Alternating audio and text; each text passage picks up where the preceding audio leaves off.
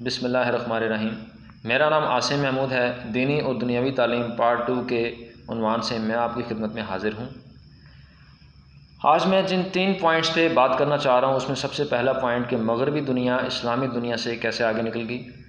دوسرا پوائنٹ کہ مختلف ممالک کا جو تعلیمی بجٹ ہے وہ ان کے گراس ڈومیسٹک پروڈکٹ GDP کا کتنا % ہے۔ اور جو تیسرا پوائنٹ ہے وہ یہ کہ جو دینی مدارس ہیں ان کا ہمارے لٹریسی ریٹ میں کیا کنٹریبیوشن ہے۔ تو سب سے پہلے بات کی جائے مغرب نے کس طرح سے ترقی کی، اسلامی دنیا کس طرح سے پیچھے رہ گئی۔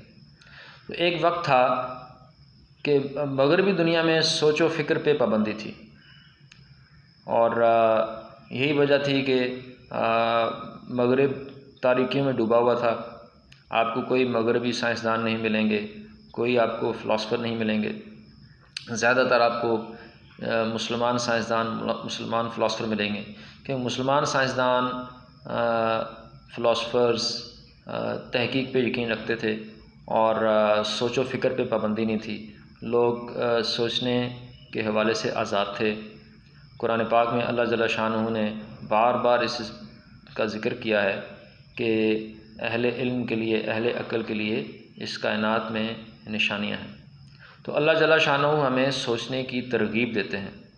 تو یہ بنیادی وجہ تھی کہ اسلامی دنیا عروج پہ تھی، اور جب ہم نے سوچ و فکر پہ پابندی لگا دی، خود ساختہ پابندی لگا دی، تو اس کا رزلٹ یہ نکلا کہ پھر مسلمان سائنسی علوم میں پیچھے رہ گئے، دنیاوی علوم میں پیچھے رہ گئے۔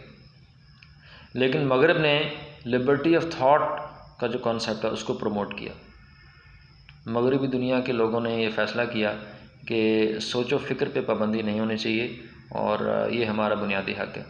اس کا نتیجہ یہ نکلا کہ مغرب ترقی کی راہ پر گامزن ہوا، اور ان کے جو کانسیپٹ تھا کہ سائنس جادو ہے، اس کو ڈسکریج کیا ان لوگوں نے، اور سائنس کو سائنس سمجھ کے تحقیق میں وقت صرف کیا۔ اور آپ کو بہت سارے انگریز سائنسدان، انگریز فلاسفر نظر آئیں گے۔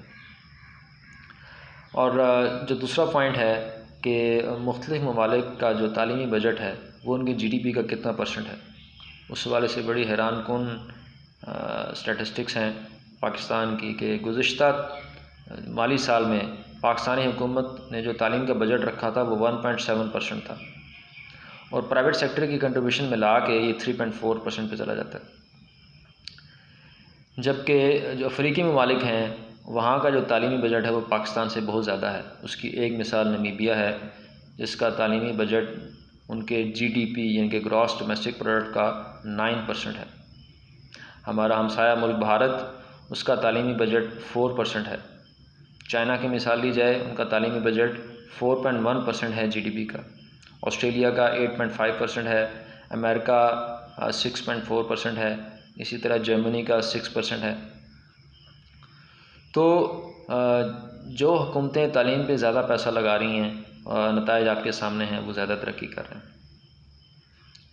اور جو آخری پوائنٹ ہے جس میں بات کروں گا وہ ہمارے دینی مدارس کی، ہمارے لٹریسی ریٹ میں کنٹریبیوشن ہے۔ تو پاکستان میں کم و بیش 30,000 کے قریب مدارس ہیں، جس میں رجسٹرڈ اور ان رجسٹرڈ دونوں شامل ہیں۔ ان 30,000 مدارس میں 30 لاکھ طلباء زیر تعلیم ہیں، اور آپ کو کئی ایسے دینی مدارس ملیں گے جہاں پہ عصری علوم سکھائے جاتے ہیں، سائنس پڑھائی جاتی ہے، میتھس پڑھایا جاتا ہے، انگلش پڑھائی جاتی ہے، اور وہاں پہ جو طلباء ہیں وہ پریکٹیکل لائف میں بہت اچھی سیلریز لے رہے ہیں۔ تو جن مدارس میں عصری علوم نہیں سکھائے جاتے ان سے میں درخواست کروں گا کہ وہاں پر بھی سائنسی علوم پڑھائے جائیں، تاکہ طلباء فارغ التحصیل ہونے کے بعد پریکٹیکل لائف میں اچھی جابس حاصل کر سکیں۔ کنکلوڈ کروں گا کہ اگر ہم ترقی کرنا چاہ رہے ہیں تو جب تک ہم تعلیم سے محبت نہیں کریں گے، سائنس اینڈ ٹیکنالوجی سے محبت نہیں کریں گے، ریسرچ نہیں کریں گے، چاہے وہ سوشل سائنسز ہیں، نیچرل سائنسز ہیں، اس وقت تک ہم ترقی نہیں کر سکتے، کیونکہ اللہ اور اللہ کے نبی نے علم حاصل کرنا ہر مسلمان مرد عورت پہ فرض کر دیے گئے۔ تو یہ دینی علم بھی ہے، دنیاوی علم بھی ہے۔ بہت شکریہ۔ السلام علیکم۔